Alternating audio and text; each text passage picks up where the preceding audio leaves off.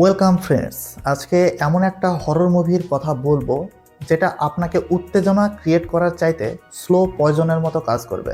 কেননা আপনি ধীরে ধীরে এর গল্পের সাথে কানেক্ট হবেন এবং তারপরেই আপনার মনের মধ্যে একটা ভয় জাগাবে যে আসলেই কি আমার পাশে কেউ বসে রয়েছে। তো এখানে হয় কি, মূল চরিত্রে যিনি রয়েছেন সে একজন প্লে বয় টাইপের। তো তার দিনকাল সব কিছুই ভালোভাবে যাচ্ছিল, তার বাবা বড়লোক, সে ধনী ঘরের একজন দুলাল। তো সে এমনভাবে লাইফ লিড করে যে একাই থাকে, বুয়া এসে কাজ করে দিয়ে যায়, তার তার কিছুই করতে হয় না। সে পেশায় একজন আর্কিটেকচার। তো দিনকাল এরকম ভাবেই চলছিল। হঠাৎই সে জানতে পারে যে একদিন তার কলেজের একটি মেয়ে বন্ধু মারা গিয়েছে।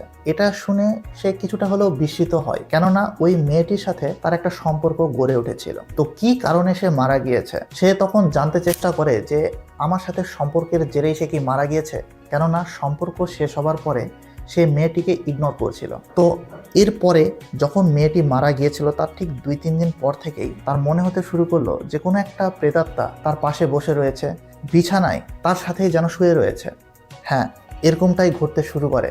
তার মাথায় হাত বুলে দেওয়া, বিছানায় যেখানে বসে রয়েছে সেই জায়গাটিতে কেউ একজন বসে রয়েছে এরকমভাবে নিচু হয়ে থাকা, এ সব কিছু তার সাথে ঘটতে থাকে। সে নিজের বিছানা ছেড়ে, নিজের রুম ছেড়ে নিচে গিয়ে বসে, তখনও তার সাথে একটা আক্রমণাত্মক কাহিনী ঘটে। তো একটা বাজে প্রেতাত্মা তার উপরে মানে অত্যাচার করছে, এই বিষয়টা যখন ঘটতে শুরু করে তখন সে জানার চেষ্টা করে যে মারা গিয়েছে, সে তো সুইসাইড করেছে। তো সুইসাইডের পরে তার আত্মাটা কি প্রেতাত্মায় রূপান্তরিত হয়েছে, এই খোঁজেই এই পুরো মুভিটি সামনের দিকে এগিয়ে যায়। তো এই মুভির ভিতরে এমন কি রয়েছে যেটা আলাদা করে অন্যান্য সকল হরর মুভি থেকে? এখানে সবচাইতে বড় যে বিষয়টা, একটা ক্লাইম্যাক্স রয়েছে সুন্দর, এবং এই মুভির যে সকল টুইস্ট এবং টার্ন দেখানো হয়েছে যেটা আদার্স মুভিগুলোতে দেখানো হয় না। এই মুভিটির নাম হচ্ছে ডাইস ইরাই। এর অর্থ হচ্ছে ক্রোধের দিন। আর কি ক্রোধ এর গল্পে লুকিয়ে রয়েছে সেটা আপনাকে জানতে হলে এই মুভিটি দেখতে হবে। এখানে মূল চরিত্রে অভিনয় করেছে প্রণব মোহনলাল। আপনারা হয়তোবা মালায়ালামের দৃশ্যম মুভির মোহনলালকে চেনেন, তার ছেলে প্রণব মোহনলাল। সে এর আগে হৃদয়াম মুভি করেছে, এই মুভিতেও একটা সুন্দর অভিনয় দিয়েছে। তো মুভির কাহিনী বলেন বা সিনেমাটোগ্রাফি বলেন, বিশেষ করে আদার্স যে সকল কাস্টেরা রয়েছে, গিবিন বলেন বা আরুণ বলেন বা সাইন টম চাকো, প্রত্যেকজনার যে ধরনের উপস্থিতি সেটা এই মুভির গল্পের সাথে খুব সুন্দরভাবে ব্লেন্ড হয়েছে। একটা 12 থেকে 24 কোটির মতো বাজেটের মুভি হবে এটা, প্রায় 82 কোটি বক্স অফিস থেকে ইনকাম করে নিয়েছে। একটা মালায়ালাম ফিল্মে এই ধরনের ব্লকবাস্টার খুব কম দেখা যায়, বাট যেটা দেখা যায় সেটা কিন্তু আলোড়ন সৃষ্টি করে। এখন এই মুভিটি তো অবশ্যই অনায়াসে একবার দেখতে পারবেন, বাট এর ভিতরেও কিছু নেগেটিভ দিক রয়েছে যেটা আমার কাছে পার্সোনালি মনে হয়েছে। সেটা যদি আমি বলি, শুরুতেই বলছি যে 1 ঘন্টা 53 মিনিটের মুভি হওয়া সত্ত্বেও এই মুভির অনেক জায়গা রয়েছে যে এই জায়গাগুলো মনে হবে যে স্লো। আপনার কাছে এমনও মনে হবে যে আমি একটু টেনে দিয়ে দেখি, কিছু কিছু জায়গা বোরিং মনে হবে, বাট সেগুলোকে যদি আপনি হজম করতে পারেন তাহলে এই মুভিটা আপনার সাথে খুব সুন্দরভাবে কানেক্ট হয়ে যাবে।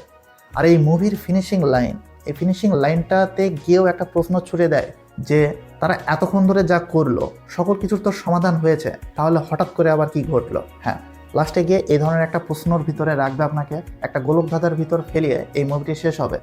চাইলে আপনি অনায়াসে এই মুভি দেখে নিতে পারেন। আর এই মুভির ডাইরেক্টর হয়তোবা ইচ্ছা করেই এরকমটা রেখেছে, সে সেকেন্ড পার্ট এই মুভিটার যদি বের করে খারাপ হবে না, হয়তোবা সেই পরিকল্পনাতেই সে এই ধরনের কাজটা করেছে।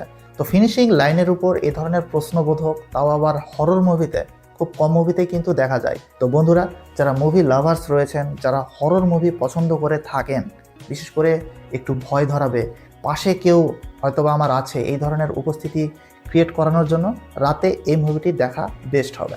তো ওভারঅল এই পুরো মুভিটিকে আমি আমার পার্সোনাল রেটিং দিচ্ছি 3/5। তো বন্ধুরা, এ ধরনের মুভির রিভিউ আরও পেতে হলে আমার এই চ্যানেলটিকে সাবস্ক্রাইব করে পাশে থাকা বেল আইকনটি অন করে দিন। আর এই মুভিটি যদি কেউ না দেখে থাকেন অবশ্যই দেখবেন। দেখে থাকলে নিচে কমেন্ট করে জানাবেন যে এই মুভিটা আপনার কাছে কেমন লেগেছে। না দেখে থাকলে আপনি আমাকে এটা জানাবেন যে এই ধরনের মুভির রিভিউ আরও চান কিনা। আজকে আমি এখান থেকে বিদায় নিচ্ছি। যাওয়ার আগে বস, আমার এই ভিডিওতে একটা লাইক করবেন, শেয়ার করবেন। Good bye.